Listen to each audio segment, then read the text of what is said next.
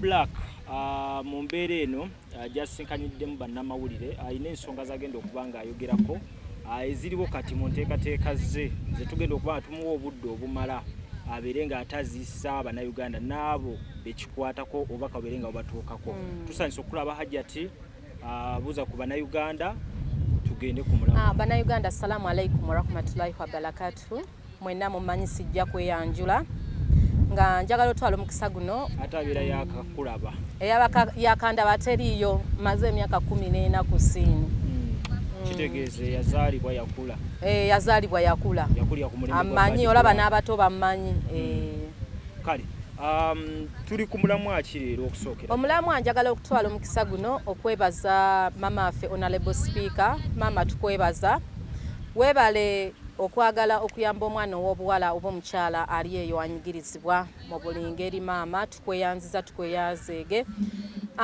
Essaawa zino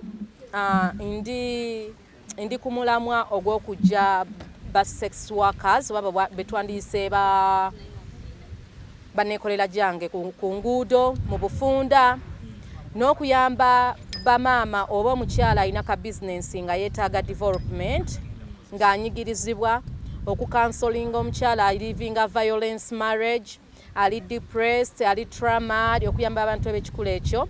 Gwe mulamwa gwe tuliko. Lwaki mu bonna balonze? Anti ebintu byonna byenjogerako nali mbiyiseemu. Tosobola kati kuddira muntu akola mu ofiisi n'omuteeka mu kino ekintu. So ogenda kukozesa bukugu ki okulaba ng'ojjayo omulamwa gw'ekyo ky'oyogedde? Ngenda bukozesa nina already sirinzeka nina cabinet already gyendi nayo okulaba nga tukola kaweefube. Tugenda sooka abaana bano we bava ku kuba kati ninawo 15 tusooke tubateeke mu workshop tubamendinge abaana abo tubabuulirire tubasomese era nga ebitongole byonna kati mulimu abaana abavaayo nga balina obulwadde abalina biki tugenda yingizaamu ebitongole ebigaba amadagala. So kintu kinene nnyo naye nga right now twagala njagala nsooke nteekewo workshop ya nnaku 14 esomesa abaana bano. Ngenda ba sex workers ngenda bazzaamu amaanyi ate ngenda kuba mbasomesa ku mbeera ya bulijjo kuba ntamanyi kigenda mu ggwanga. Ngenda kubasomesa ku bintu mbabwe kubanga bye bayitamu nali mbiyiseemu. So ebyokubasomesa nnina bingi even to encourage them that it's not too late osobola okukyuka okyasobola okuva ku kkubo. Katono nnyo okujjayo ekifaananyi kya kino kye tuliko. Obulamu bw'okukkuba eyo bubeera butya? Anti nze kati omanyi emyaka gyagenda kubanga navaako ku 29 Wakita. Nakiteera ddala navaako 2009 nalina olubuto lwa Jona nga nfunye olubuto awo. Nenvaako kati simanyi naye experience ey'emyaka 3 gye nakimalamu ngimanyi kati ate abakyaliko ate ennaku zino kati Uganda yakaluba kati edda twafunanga ku $200 kati wakati afuna $1,000. N'eddoola 200 yali tamaze ku graduate bazungu ate nze nali expert nnyo. Nali mu kifaananyi ky'omukyala gwe bayita Veronica Franco ali omukyala mu Faransa yatandikawo obwa sex work alina mu history yali mukyala w'amaanyi nnyo. So kati nze nali bali abakambwe bakabejja nga nyongereza kate nze nina ne tekiniki zennyini nalina tekiniki nga nnyingi nnyo kyova olaba namalamu emyaka 3 nenvaamu ng'ate nfunyemu nga ababaddemu emyaka 10. So olw'embeera eyo naddala abaana abo bwala ekisinga okundeetera okukola no project nti bambi ndi maama okitegeera okubeera maama numwa. Numwa kubanga oluusi bakuteeka ne bakutwala gy'otamanyi. Numwa so bambi bintu bingi bata oluusi they murder them. Abo abaana aba sex worker babatta nnyo. Omusajja ayinza okutwala nakukozesa nga talina ze kusasula n'akutta n'akusuula eri gye tukolera amasannyalaze ejjinja n'akusuula mu bidiba nga akutemyetemyemu ebitundu abamu bakozesa sacrifice. There is a lot of omanyi nange okuwona nga nakabuva mu bwa malaaya nafuna buno obudde bwa prison naye nawulira nga omutima gunnuma. Gwe do you know what it means okugenda n'omuntu gw'otalabanko nga temwemaze nakwekwana nga zebuzi n'ogenda n'omweyambulira. So bayita mu bingi nnyo, they are so traumatized ate abantu kati balalu people are mad. So ye project gyendimu era nga I'm welcoming anyone ayagala okujja ku board. Bannange sisaba sente. No one should ask you money. Mujje nga we muli. Nafuuse nga Yesu w'abamalaya. Wafuuse Yesu. Ndi Yesu w'abamalaya bajje nga we bali sagala wadde n'ekikumi. Ogenda kufunirawo. Gwe tofaayo. Ebyokufuna mu bindekere n'ebyokubalabirira mu bindekere. Lwaki totya kyogerako abamu bakyokukyogera? Anza siti anti nayitayo, that is my past which is I'm using to encourage n'omwana ow'enkya. Kati okubeera mbu nali ex-sex worker tekinswaza because nze okuvaayo n'enkyogerako. Kigenda gamba omulala sijja kuyingira eno wabi sijja linnya nnyonyi genda kukola kino because nali nkiyiseemu era workshop gye tugenda okubeeramu eyo to mend their arts. Katuka lwaki mbeera nswalo kyogerako, it's my past like John ayina emyaka kati 12 12 years ago. Kiba kiyise Kyayita dda kati nkozesa my past to encourage them not to go there where gye nali. Kubanga nze nali simanyi mbu omuntu akuba endongo, nali simanyi nti kirabu gye ziringa ekintu kyokka kye nasomerera genda kwetega. Buy me, give me my money nga tonnakola kintu kyonna akasente kange kabeeranga mu kaleego oba nga mu wiigi. Saagala ate kumala nonneekyusirizaako. Nedda mukwano, tewaba mukwano, tewaba na ddoboozi, tewaba, there is no romance there. Kola ekikuleese genda, obanga musirikale. Bano abasirikale abagenda eyo omugundi, oba ku duty. So nga tukyusa tuddeko mu luzungu katono.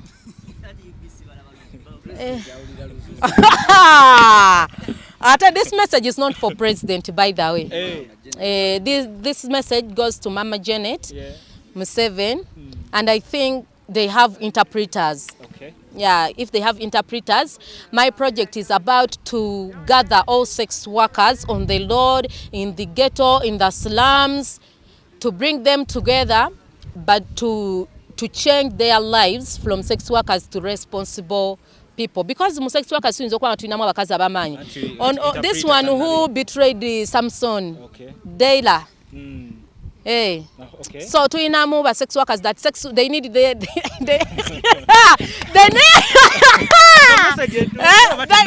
they need atisagala luzungu luntawanya.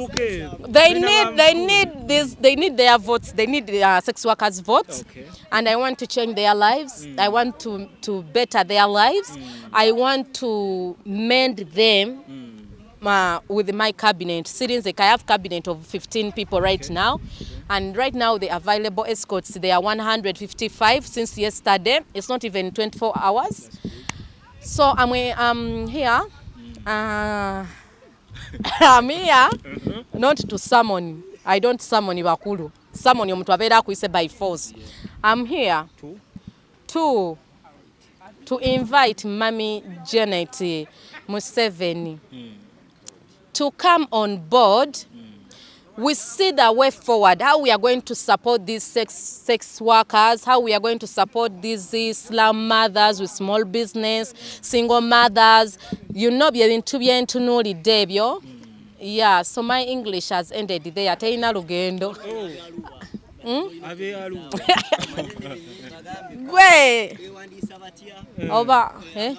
No, right now we are going to open up an office which will be addressed very soon in a few days. But it's a private, so don't be afraid to join me and like saying bad black, busy in camera. There is no camera going to be in our workshop. There is no any sex worker who is going to be exposed. It's a private project. So why I did this today, to call the media house, to let you know that there is a project which is going on and to change the lives of many. I know everyone, it's not too late to change. Come and lean on me. Tomanya, I'll drive you somewhere. 14 days. The workshop will take 14 days. For men, that one, it's mentoring them. Yes. Okay, so finally, would you wish to share a brief background about you? My background, I think I was 16 years. I was 16 years when I left home. I was 16 years old, and the problem yava ku dosi, my dose. Nankuba, it started at school. Me escaping from school. So I didn't have any choice. I didn't have where to sleep. I was afraid to go back home. Mama Jakunkuba. So the only option yali Sax Pub there at Stella. no, not Stella, mu Kibuga. Sonze mbadde muntu wa Kibuga. So there when nasanga already bamalaya, they introduced to me to the business. Nenjigo okunywa omwenge. Era my first customer yali mulasha. Hey, me I was even still a virgin. I was still virgin by that time. So my first crush yali mulasha. So they call it first crush. Who took my virginity was Lashan. Oh, yeah. Bless you. Anti nali simanyi. So yansomesa omukwano yali mu Portugal. That is Daddy Jonah. Okay. Kati awo nenyongeramu ku birungo. Obaawula. Omulavu omuspanyolo yasinga. Era nsula naye bawanga alimu oluspanyolo. Mixed blood. Bange mu Latin America, mu Spanyolo, mu Faransa byonna biri mu ye. Naye nga like my past yetaga kunyola mlugana kati oluzungu lwalunka lubiriza naye. Lubi wanvuya naye nga yoyo. Was my first cut. Yeah, I took my goat. Bagamba nti atutte ebibyo obwera omujjukira kiba kitya. Mujjukira. Bali bamuyita Mombaga. Bali bamuyita Soleni Mombaga. Ngate kaweze naina kakusaba sente zange nali mujasi yali ampa $10 during that time in 2006 ekikumi kyabanga sente nyingi nnyo ate nenkikolamu kinengulako engoye ezinaleeta bakasitoma abalala sente tezabanga ku budget ebiseera ebyo kalangi nga ndi black beauty nze nna my body still firm. Ebbanga lyonna nga balina kye bamulowolezaako bakyagezaako kubate ng'akola. I'm happy for you to this time round ogezaako kubate ng'ate olinga kivumirira. No, always sikivumirira. No, onfuna obi sikivumirira. Wabula ngezaako okuyamba omukyala kubanga nze emyaka gyegyo kati ate okwegambagamba nti ndiddeko. So sikivumirira ate era si byampaka. Wabula ate ekimpeera ddala amaanyi nti okuva gye lwe navudde ku paalamenti okutuusa essaawa zino ba sex workers registering ewange bali 155 balabika kati balinnye n'okulinnya. Nga baagala wait sisi ne tu complain 155 data walisebo nabakoledde group gye bayita empowering the woman. So bakajoining okuva WhatsApp group mwe tugenda okubanga tuteeseza wawe tu meetinga abaana bano ab'obuwala nasazeewo mbayambe. It's not too late always to change. Kiba obudde buba tebunnayitako buli muntu osobola okyuka because nzikiriza mbu situations ze zaba pushinga okubeeramu ogwo omulimu ate ngera bakyasobola okyusa. So bayita through what obawe number oba bakugobera Facebook page? WhatsApp group eriko enamba ne ku page yange ya Bad Black Uganda, mbeerako ku Snapchat, mbeerako ku Facebook Bad Black Uganda. Byonna kwendi. Afune enamba yo yagigabira omulala. Nga bajja ate group ekyali private client sinagulawo naye nga nebaza Honorable Anita Among, Speaker wa Parliament, yebala okukkiriza okuwa abaana bano omukisa. Omuntu ayinza okubuuza Bad Black nti wayise mu kyo okutuuka ku Speaker. Era specifically wayise mu biki okuba ate ng'omusembya n'omutuusa project yagigule? Nataddeyo appointment nenteekamu n'ensonga zange lwaki njagala kumulaba. Nanzikiriza nampa omukisa okumpuliriza n'abayinga era nsuubira eyo maaso ne mama waffe the first lady mama w'ekitiibwa Janet Museveni nsuubira naye okujja ku board tuyambe abaana bano betukyasigazaawo abakyali abalamu abakabiyingiramu tutaase omwana kubanga binga sex worker oyingira mu bintu bingi nnyo like ebintu ebivaamu bingi nnyo naye ng'ate nze nzikiriza bwe mbanga nnavaamu n'enkyuka n'omulala akyasobola. Yes. So this time empowerment here is all about okubakubiriza okubivaamu. This time empowering them okubivaamu bajja tufune ekyokukola bajja tukyuse obulamu ffe bamaama b'enkya. This time eri kuba maama balina bu small businesses nga bo beetaaga okwongerebwa. Mbannange sisaba muntu n'omu n'ekikumi. I don't ask for any money. Sina muntu gwe ngenda kusaba wadde n'ekikumi. Obagire obateeke. Sirina muntu ayagala mbu if you want to join the group is free. Sina muntu gwe nsaba sente. Yeah. Okay, tukufunye bulungi. So abantu bonna gye bali naddala mpuliramu agancha ina ka business akatono. Tokutte kwa sex worker bokka.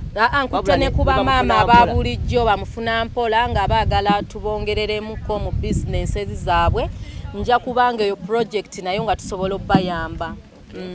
Kale eddakiika zange zimpeddeko ndowooza kankute munywanyi kasita nfunyeko kyenfunyeko kulakutwa n'ensi yange bawo obubaka mu mbeera bambi nsuubira okuba nga ngenda kuwulirizibwa nga tuvudde mu by'okusaaga.